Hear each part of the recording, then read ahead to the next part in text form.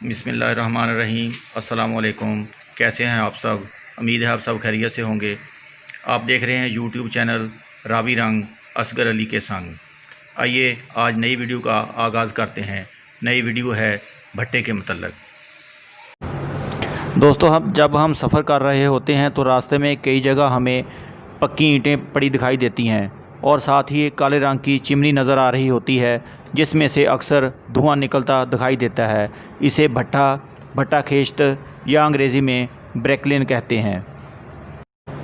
नाजरीन, भट्टा खेश्त वो फैक्ट्री है जिससे हमें अपने मकानों के लिए ज़रूरत के मुताबिक पुख्ता ईंटें दस्तयाब होती हैं। दोस्तों, आज सफ़र के दौरान मुझे एक ऐसा भट्टा नज़र आया जो कि पुराना, बेकार और बोसीदा हो चुका था। मेरे दिल में ख्याल आया कि इस भट्टा के मतलब जानने की कोशिश करते हैं। तो मैं कैमरा लेकर उसके अंदर चला गया।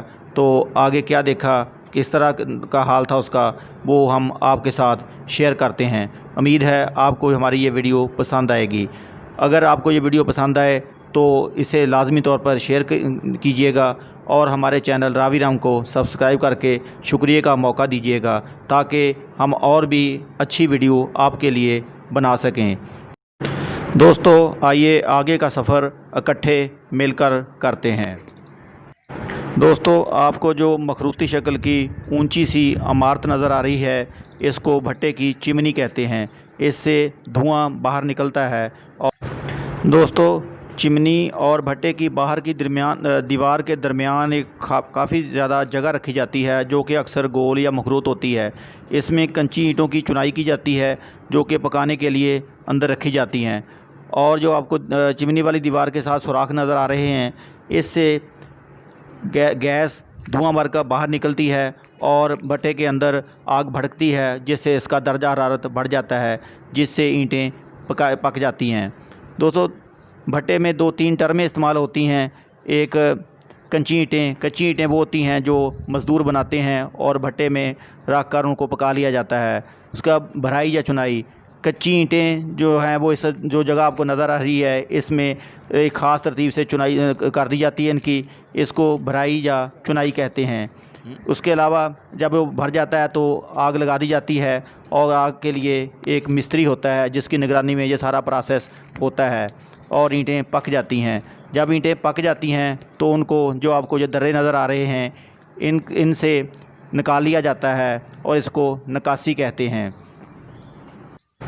नाज़रीन, जब मखसूस जगह पर कच्ची ईंटों की मुकम्मल तौर पर भराई हो जाती है और इन दर्रों को फिर बंद कर दिया जाता है और उसके बाद भट्टे को आग लगा दी जाती है, जो कि माहिर मिस्त्री अपनी निगरानी में ये सारा काम सर अंजाम देता है।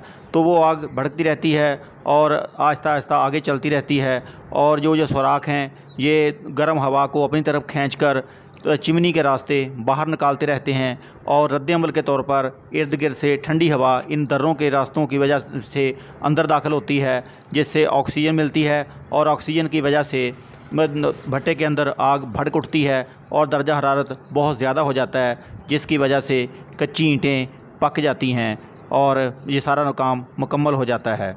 जब सारी ईंटें पक जाती हैं तो कुछ दिनों के लिए इसे ठंडे होने दिया जाता है। जब ये सारा माहौल ठंडा हो जाता है तो फिर ईंटों की नक्कासी शुरू हो जाती है। यानी मज़दूर रेडियों की मदद से अंदर जाते हैं और रेडियाँ भर भर के ईंटों को बाहर ले आते हैं और बाहर उसको चट्टों की शक्ल में लगाना शुरू कर देते हैं, जहाँ से ये ईंटें लोगों को मुहैया करना शुरू हो जाती हैं। दोस्तों, हम बचपन से ही एक फ़िक्रा सुनते आए हैं, भट्टा बैठ जाना।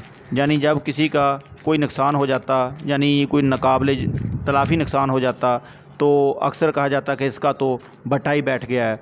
तो जैसा कि आपने देखा, इस भट्टे का भी लगता है भट्टा ही बैठ चुका है। अब पता नहीं ये भट्टे की वजह से बैठा है या मालिक की वजह से बैठा है या भट्टे की वजह से मालिक का भट्टा बैठ चुका है।